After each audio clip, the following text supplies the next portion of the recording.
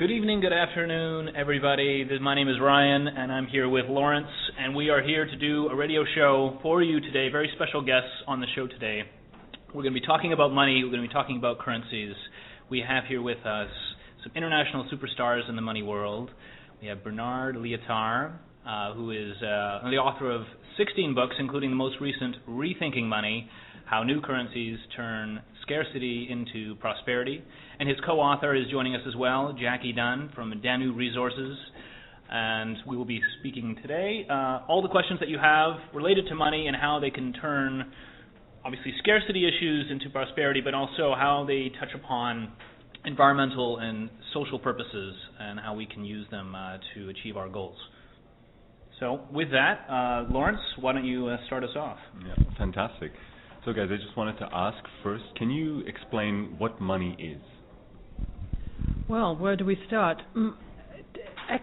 Anybody who studied economics is told what money does, not what money is. That's a very, very important distinction.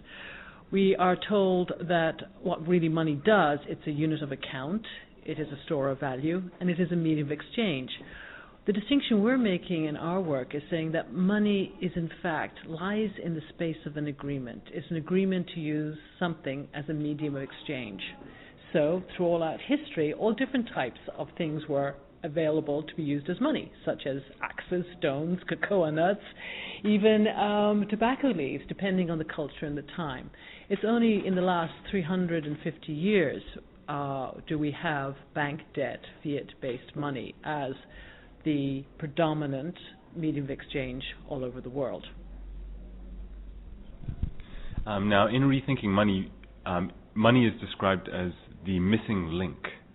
And I think what you referred to was that you used the analogy of a fish in water. And could you explain that analogy a little bit? Well, fish get born in water. They live their entire life in water. They die in water. And as a consequence, they're absolutely unaware of what water is. To have a perspective on it, you have to become a flying fish. Then you can probably start having an idea what water is. Now, we do exactly the same thing with money, humans. Nobody's interviewed you and asked you whether it's a good idea to have Canadian dollars as your medium of exchange, and as the only one. You've been living that as normal.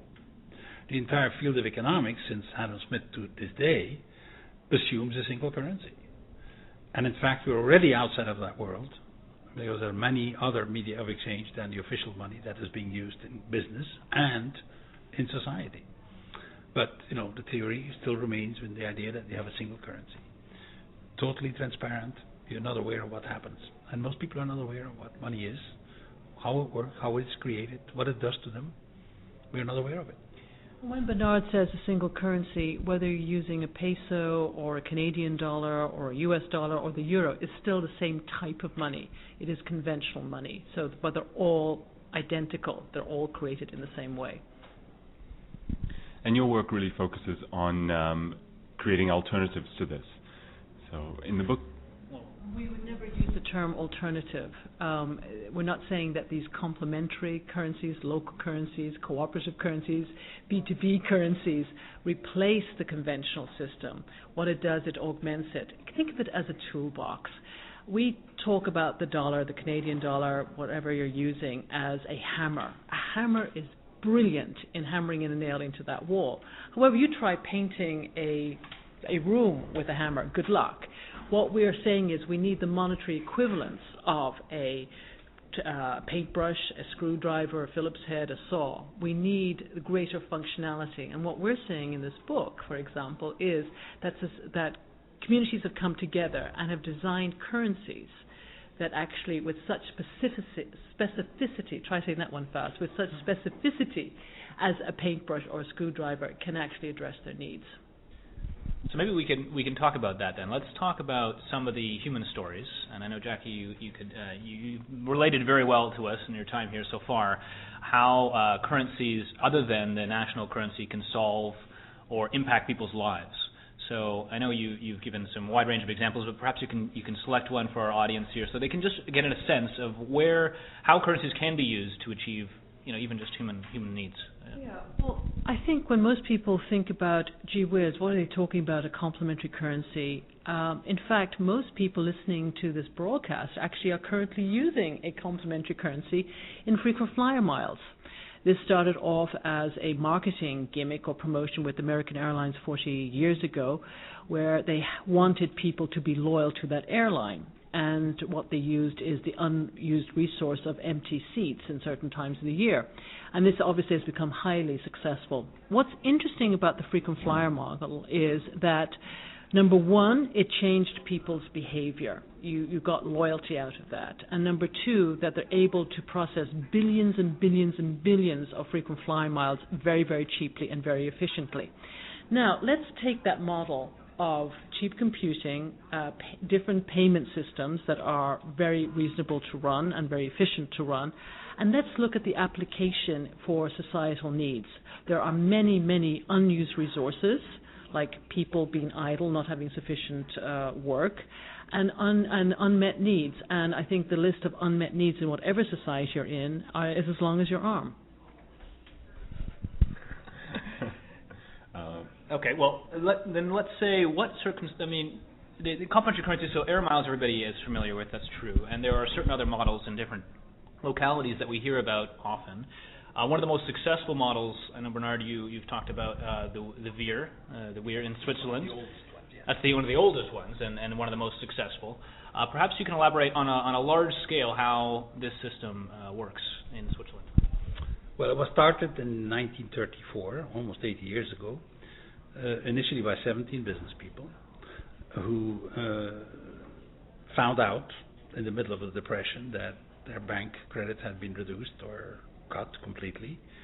And in the process they say, well, wait a minute, I needed that credit in order to buy something from you, and therefore I won't be able to buy your stuff, and I have, we're both in trouble.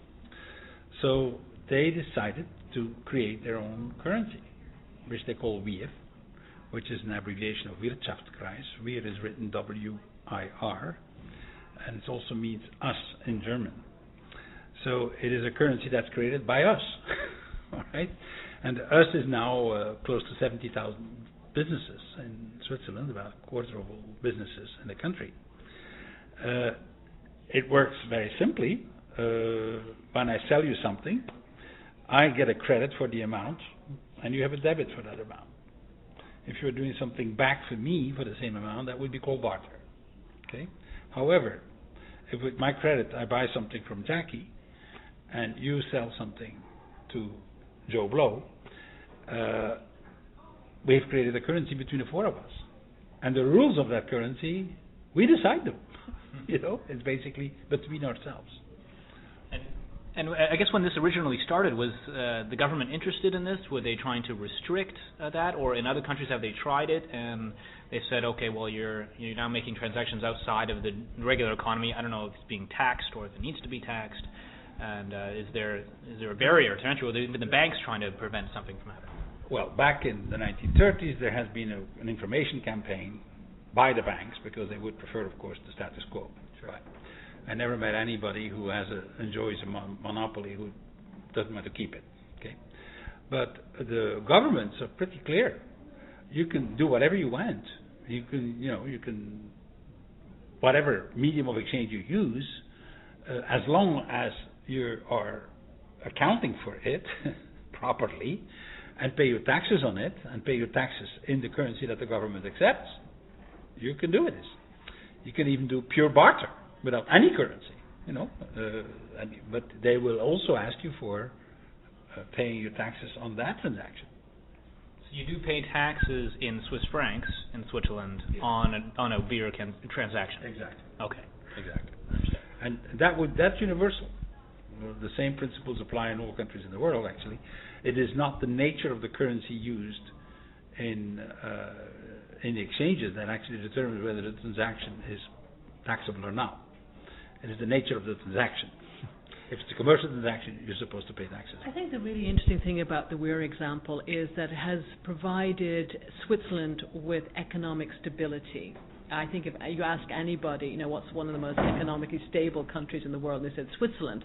And usually they think it's because, of the glacial water or the fact that they were neutral in the Second World War or the fact that so many banks are headquartered there. That's not the reason. It is this B2B, business-to-business currency called the weir that is counter-cyclical, that has actually provided stability. And stability is keeping people employed, keeping the engine of the economy going.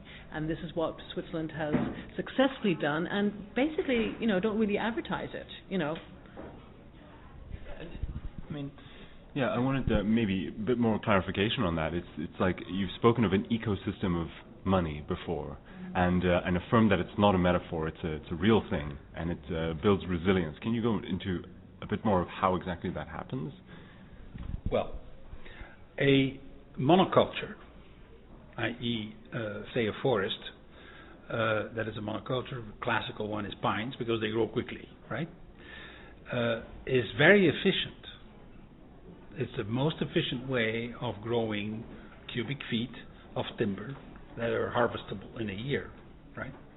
However, it is also brittle. It has no resilience. A piece of glass that's fallen on the ground, solar rays on it, and boom, the whole thing is gone. A match or a cigarette butt, and the whole thing is gone. So, in other words, the process of efficiency, when you push it too far, can have as a consequence not to have a resilience enough. And that is what we actually do in the monetary domain. The argument why we need a single currency is that it is more efficient. And that's true. But it's also why it is more fragile, more brittle.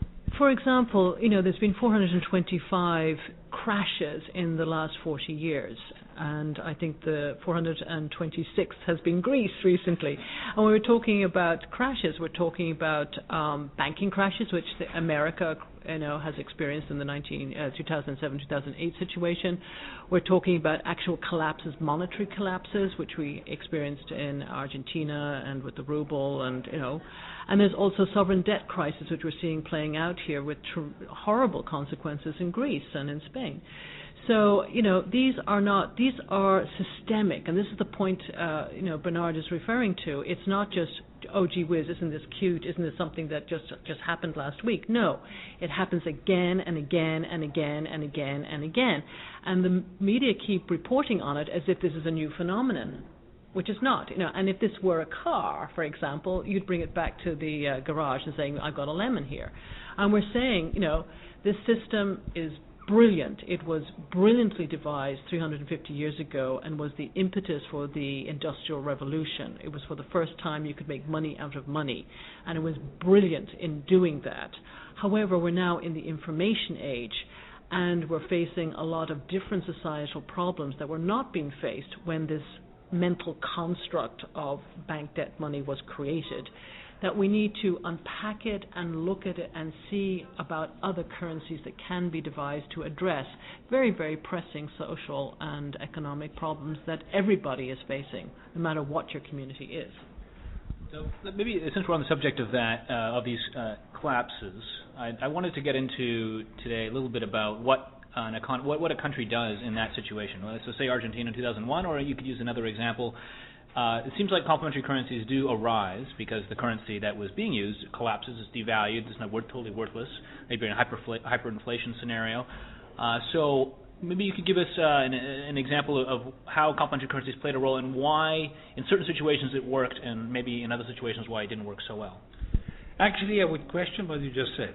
Okay. One of the most interesting phenomena in the last 20 years has been that the complementary currency movement has started and evolved to quite substantial scale, over 5,000 systems, in countries that did not live with a crisis. Okay? So that was before the crisis of 2007. It is a deeper phenomenon. The crisis may accelerate the multiplication of it, but we had more than 5,000 systems before 2007, already in a dozen countries, including the US, including Canada, including Europe. I see the emergence of complementary currencies more as a a manifestation of the end of the industrial age and the beginning of the information age. We've heard enough all over the 90s that with the information age everything will be different, right? And then implicitly they say everything except money. And our money happens to be our most important information system, our oldest information system. So I think that's part of what's happening. There's also a process of a change in values. There is an emergence of a value shift that also has started in the 1970s, beyond the modernist worldview and the religious conservative worldview. There's been a third community, a value system, and a third subculture that has emerged, and which is now over a third of the population. They've been usually called cultural creatives, and these are the people who typically are getting involved in the monetary system. They don't believe that it's just a question of putting a little filter on some smokestacks that will actually get us out of the ecological crisis. They require other changes in personal behavior patterns as well, and that is part of that process too.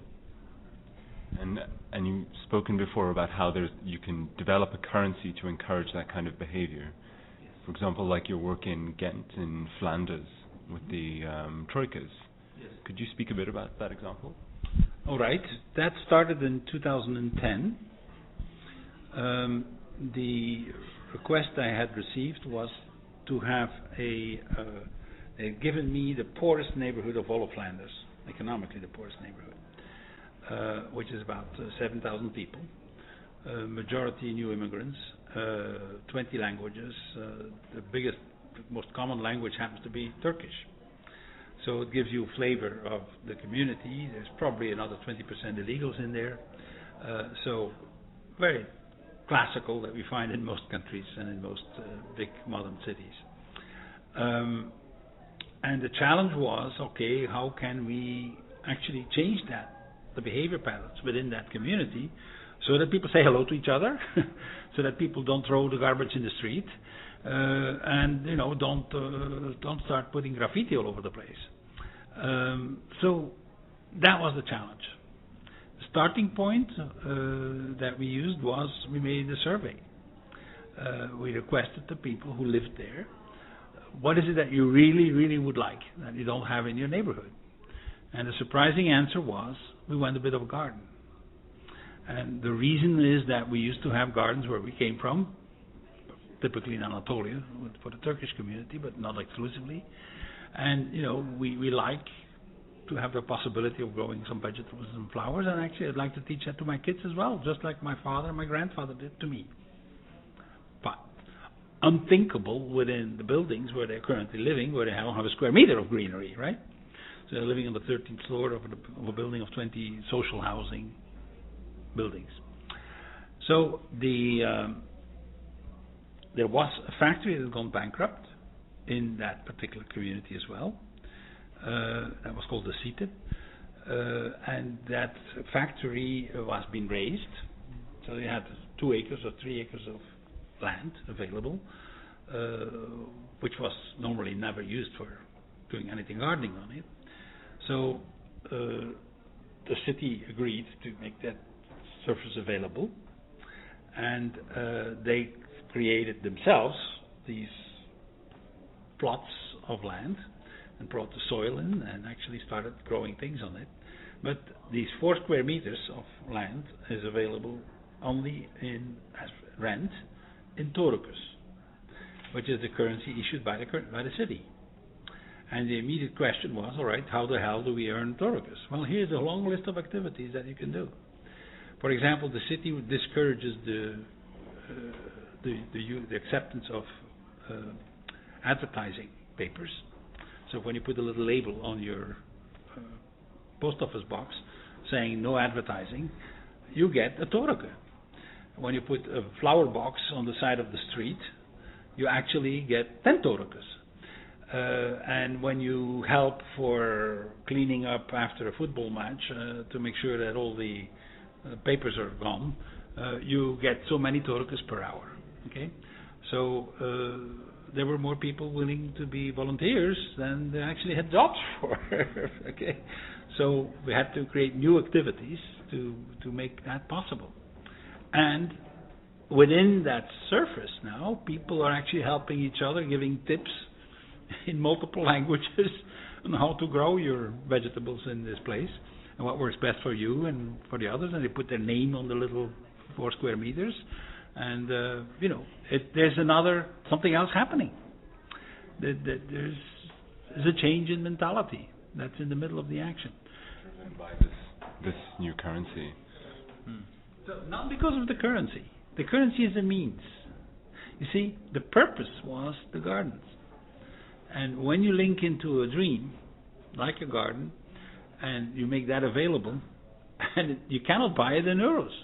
It's just not available in national money. That currency becomes important because it actually gives me access to my dream. Fantastic.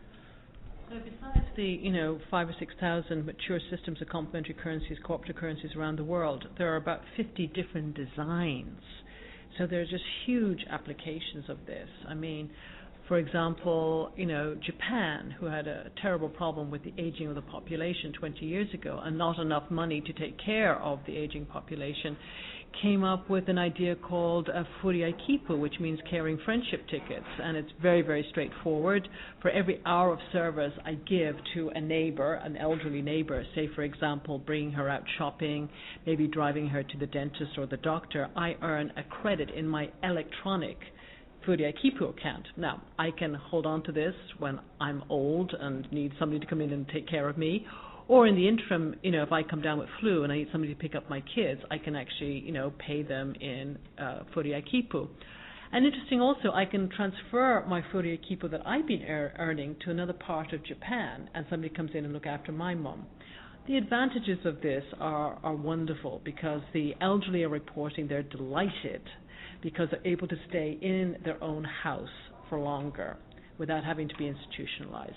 Number two, because it tends that younger folks are going in and doing the odd jobs, there are intergenerational relationships that are forming that usually were very siloed, especially in developing countries, in ghettos of our own age group. And number three is it's not costing the government any money. And so people have the dignity of living longer in their own home. Clearly, if they break their leg, heavens forbid, or they need kidney dialysis, they go to the medical institution. But for all the other stuff that's not covered by insurance, people can help neighbors, and they get paid for it, which actually deals with the issue of burnout, of volunteerism, which is a huge problem in any, charitable activities. All right. So let's move, if we could, from the local examples that you're giving us here in the cities to a global example. So I know you've spoken a little bit about a global currency and how that might work. It doesn't currently exist. Obviously, people can exchange national currencies on a global scale. But some people that in our audience are concerned with centralized control of a currency, and central bankers aren't. You're a former central banker yourself, but not necessarily the most trusted people for the general public. No offense or anything, but so how would you deal with a global currency without having to worry about the issues of centralized control from a banking cabal? Again, the question is, you're assuming in that question that we're talking of a single currency that replaces all the existing currencies. Okay. If you don't like the global currency, you're not supposed to use it. That's fine. Okay? I mean, it's as simple as that. Sure. So, now, this currency, by the way, would not be governmentally issued. This is a currency that would be issued by global multinationals, which probably some of you may not like either, but it's another issue. But it's the multinationals that are deciding about the future of what we'll be using in terms of energy, in terms of shoes, in terms of textiles, in terms of everything else. It's not really the government, and it's not really the citizens either. So the concern I'm having about the bigger multinationals is if they're optimizing things for the next 2 or 3 quarters and making a decision on that basis, we could prepare ourselves for a large-scale collapse, okay? Because the sum of a bunch of quarters of optimization may not be the same answer. I think ExxonMobil would have make different decisions than they do now if they were thinking for 100 years. So the design of that currency is specifically to make it profitable for big businesses to think long term. That's its purpose. So that currency would be a basket, backed by a basket of commodities, which are the major commodities that are traded internationally. It includes oil and copper and wheat and cocoa or whatever else. A dozen of the major commodities. And they would be physically backed. In other words, there would be a physical inventory of these things, which would be useful also in terms of actually reducing the shocks to the system when you are going to have a failure of a crop or something, where we currently have very low inventory of foodstuff in the world, and one of the lowest that we have actually done. So this would also solve that problem. Now, how does it work? 1 tera unit. So Terra is the name of the currency. Is the name of the currency, one name of the currency. It's actually a trade reference currency. Would be backed by a list of commodities, okay, and is therefore convertible into national money. You know what the rate is by adding up all the components of it, in dollar terms or whatever other currency that you want to use as your own national payment system. So the inventories have a cost, an inventory cost, estimated about 3.5% a year. So this would be a negative interest rate. If the bearer of the currency would be paying 3.5% negative interest, a parking fee, for that money. When you use a currency with a negative interest rate, discounting with a negative interest rate creates the future is more important than the present. Okay? It's the opposite of what we do now. So that would actually make it profitable to think long term. And when a business uses such a currency for allocating resources on the world level, you would actually have a more stable currency than any of the national currencies. Even with as little as 6 commodities, you have a quarter of the volatility of what we have in international currencies today, between the dollar, the euro, and the pound or whatever. So it would be a more stable currency. It would be inflation-proof, because actually inflation is measured through a basket of ingredients, and this is the basket of the global ingredients. So, and it would also actually make it profitable to think long term, which I think would be very helpful to make decisions that actually make sense for the rest of humanity, take into account the longer term future. Just going to do a time check. It's we've got 10 minutes, so you want to get in some quick. Well, do you have some? Why don't you ask the questions you really want? I want to ask about the too much money in society. I want to get to that. Too much money. Well, I'll say it in a question version. Sure. Too many currencies. No, too much. No, everything's monetized. Everything's monetized. Well, depends on the currency.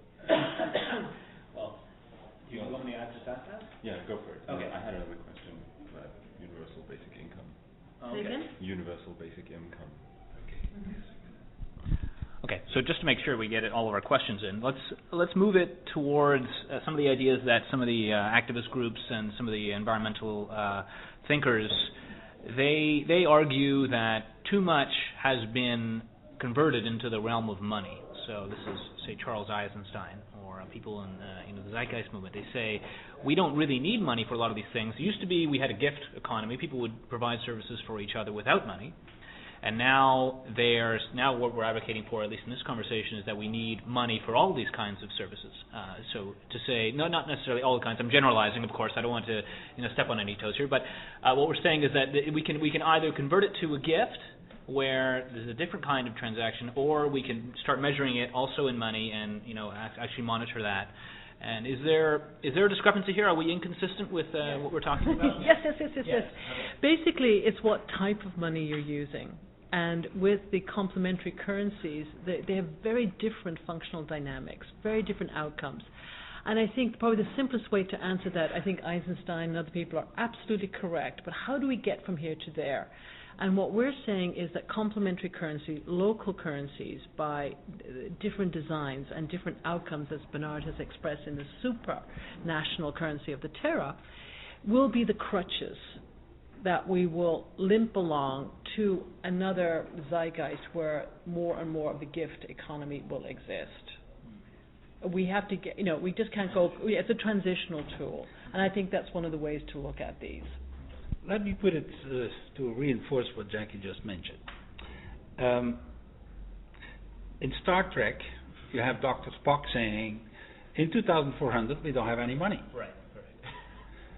I think that's a good idea. I think that's where we go to, in 2400. So how do we get where we are now to that? And the point is, currently, conventional money is not neutral at all. It actually generates competition between the players, for example. So Eisenstein is correct when he's saying we are doing too much of that currency. Okay? Because actually it pitches us all against each other. Some other currencies, cooperative currencies, are compatible with the gift economy. The dollar is not. Okay? And if you want to test that, go for the birthday of your girlfriend or your boyfriend, give him $100 bill and say that that's your birthday gift. It isn't working. Okay? It isn't working. And there have been studies done, for example, that the gift exchanges are compatible.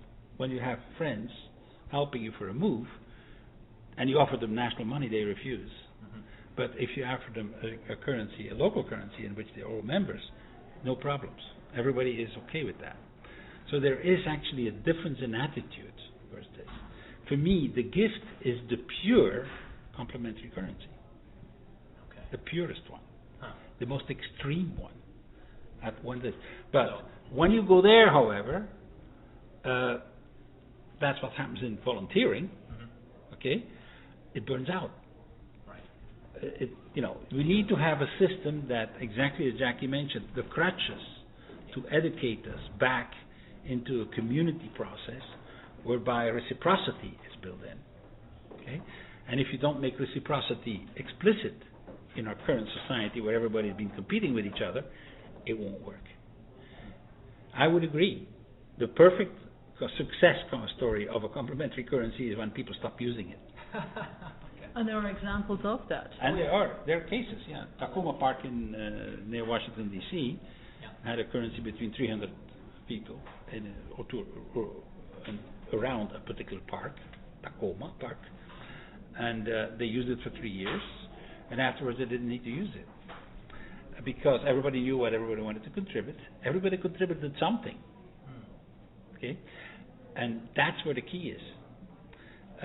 We actually have history in Bali, where there has been 3,000 complementary currency systems operational now, today, and that approach dates back to 845 AD. Okay, we're talking 1,200 years of this use. And what happens is, within the community, you don't use a currency, except when there is a complaint. Oh well, that particular family isn't contributing their bit. Okay, we'll reinstall the currency for the next 3 months or 6 months. Okay, and then they account for it. You have a system ready to step in to get back into the habits that the reciprocity is necessary. When you don't have reciprocity, when you just rely on gifts within our current society, the habits have been trained in another direction too deeply. So we need a retraining tool.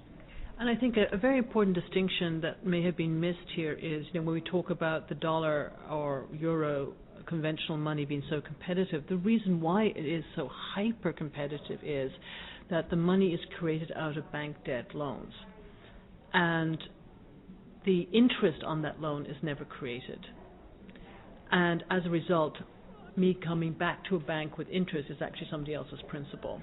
And by definition, somebody has to go bankrupt in the system. So this is why it is so competitive. There's only a certain amount of dollars or euros available. And obviously that ties into the necessity for growth. I mean, in order to avoid bankruptcies, you have to have economic growth, and that can't be done on a finite planet. Absolutely not. That's why it's impossible. Yeah. I just had a final question. Would you both comment on universal basic income, so income purely for being human? it's a great idea that everybody would receive by birth, okay, by being alive in a particular community, an income that makes it possible for them to live. It is absolutely unthinkable to do that as long as governments have to borrow money in order to spend what they, everything they do, including basic income. So people who talk about that without going to the next sentence and say, and therefore we need to rethink money, are missing the boat. They're singing in the wind. It's impossible. It's mechanically, it's impossible to go in that direction as long as we are having a monopoly of a single currency that is issued by the banking system, and that the government needs to borrow money from them in order to do what they do. So the two things go together.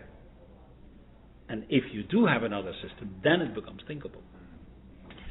Yes. I think one of the interesting things is about rethinking money is that there are communities all over the world that have been, pushed up against the wall, where they've had to come together with their community to find what their unused resources and their unmet needs, and designing a currency to do that.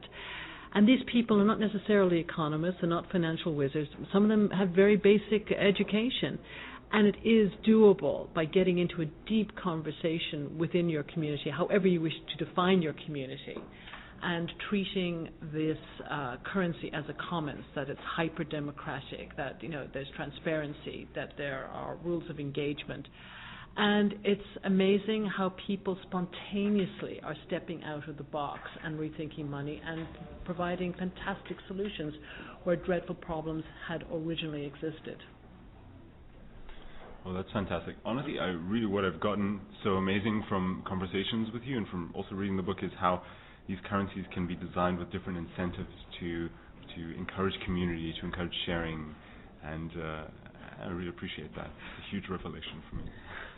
All right. Well, on that note, because there are a lot of people here that are interested in taking action. They're all over the world. They're often in small groups. Sometimes they have larger groups of teams, and they want to make change in the world. They want to bring us to a more sustainable society. And so, what would you recommend, either as an organization or even just as a group of individuals, to do? What can people do? Well, I think first of all they can educate themselves, and without blatant advertising, go read the book. I mean, because and I say that because the whole idea of the book was to take really ordinary people doing extraordinary things by rethinking money, and actually give some of the background on the competitive society and how these cooperative societies are now growing and how we can move forward.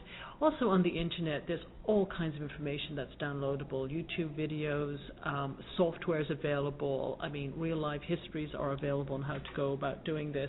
So we live in an information age, and so, it's all there for you to explore. And what we're finding interesting is, why we talk about certain examples is actually coming back, say, in 6 months' time and finding out what people are doing with this, because we're only limited by our imaginations. I think that's the creativity aspect to this is so important. Yeah. It's awesome. A money system shapes, sculpts the behavior patterns in a particular community. Yes. And you can actually shape that currency and therefore its behavior patterns in the way that it actually would support your value system. The conventional system shapes one particular behavior pattern, and we well know. Competition, short-term thinking, and concentration of wealth. All these things are built in there. Other systems can actually compensate for that, balance that out. And we can now have the technologies, we know enough, and we have the means to create systems that are functional, that can work on a large scale, or whatever scale that is necessary for what you want to create. That wasn't thinkable 30 years ago. And what we're talking about in one sentence is the democratization of money. And for the first time in human history, we are conscious enough, savvy enough, we have the tools, we have the experience that we can radically make money democratic. Should we end it on that? Yeah, that's a great note. That's a wonderful ending. We want to thank you so much for your time coming here to Toronto and sharing your message with us and our audience. We hope that you guys check out the book, Rethinking Money. It's available on Amazon if you want to order it online, and maybe hopefully your local bookstore as well. Support your local bookstore, folks. Yeah, support your local bookstore. Bernard also has many other publications. Money and Sustainability, I'd highly recommend The Missing Link. You could actually get that online for free at, I think it's money-sustainability.net or something along those lines. Bernard, the website, you probably didn't create it. So check out Money and Sustainability, and you'll be able to read. They have some wonderful examples of currencies there that you can read in depth.